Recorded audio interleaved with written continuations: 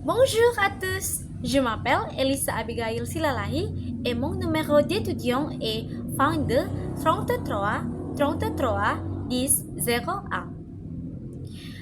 Je suis étudiant à l'Université Negeri Medan. Aujourd'hui, saya akan menjelaskan tentang DELF. Apa sih DELF itu? DELF atau Diplôme d'études en langue français adalah sertifikat resmi kemampuan bahasa Prancis yang dikeluarkan oleh Kementerian Pendidikan Prancis.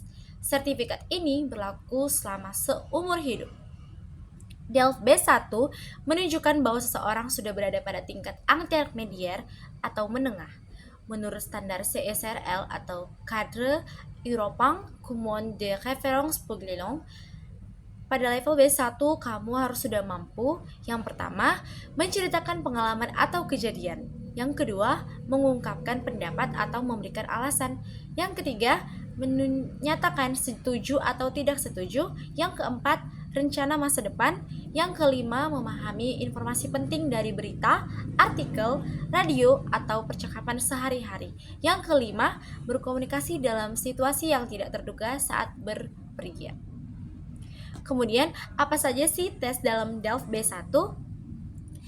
Di DELF B1 terdiri dari 4 kompetensi bahasa, masing-masing bernilai 25 poin.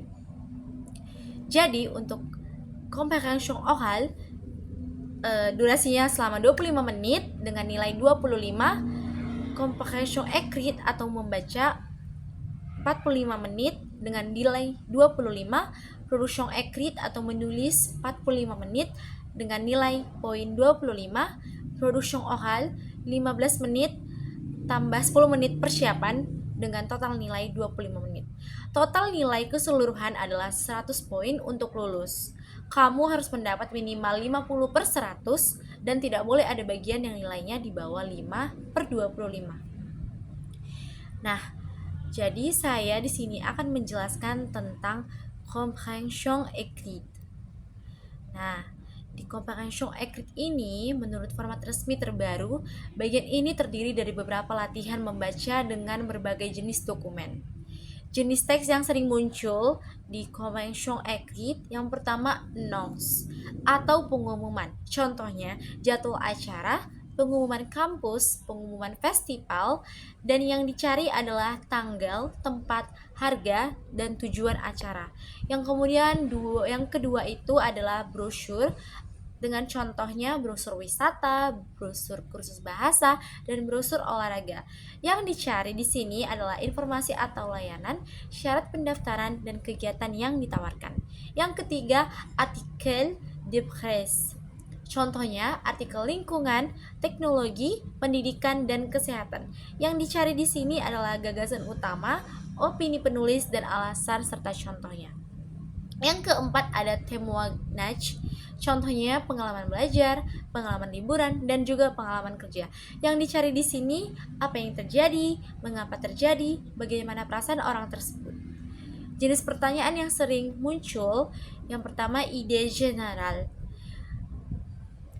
Yang sering ditanyakan adalah teks ini membahas apa. Kemudian kita harus menemukan tema utama. Yang kedua, information précis, menanyakan detail. Contohnya, kamu harus membuat cukup menarik. Kamu cukup mencari informasi yang spesifik mengenai tema yang sudah kamu ambil. Yang ketiga, opinion atau menanyakan pendapat penulis.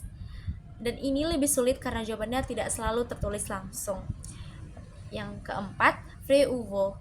Le festival dure 3 jours, vrai ou faux. Begitu. Kemudian untuk question, pourquoi Marie apprend le français? Lalu kita akan memilih jawaban yang paling sesuai. Untuk jawaban A, pour voyager. Jawaban B, pour travailler. Jawaban C, pour étudier. Nah, strategi mengerjakan comprehension écrite yang pertama, baca pertanyaannya dulu.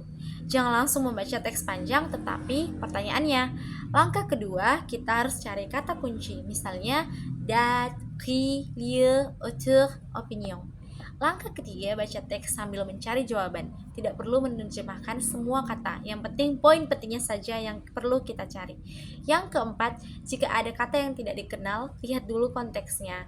Jadi, walaupun kita tidak tahu arti dari sebuah kata, tapi dari konteks kita bisa menebak artinya, maka kita sudah paham dengan konteks dari teks tersebut. Langkah kelima, sisakan 5 menit terakhir untuk memeriksa jawaban. Ini juga merupakan saran resmi dari France Education International.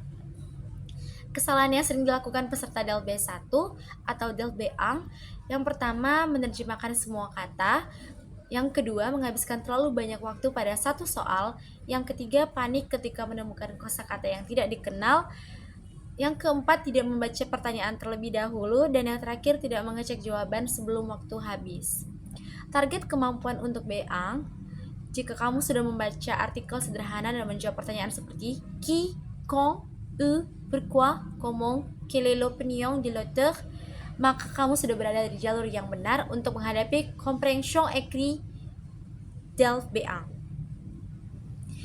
Nah, demikian yang bisa saya sampaikan mengenai DELF B1 dengan tema comprehension écrit. Semoga teman-teman semua sudah paham dengan penjelasan saya. Merci beaucoup pour votre attention. À bientôt.